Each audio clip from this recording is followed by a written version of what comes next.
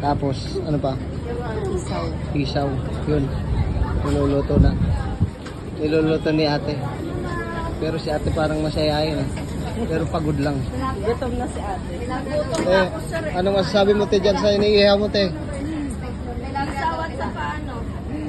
Masarap ba yan te? Ito.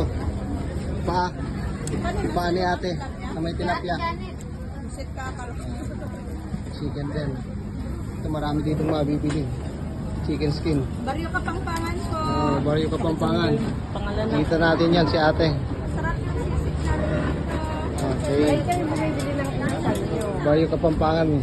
Dito kayo mamili. Masarap yung chicken minsan. Ito pa. Mga pampabata. Bata. Oo. Yung mga masarap dito. Sa market.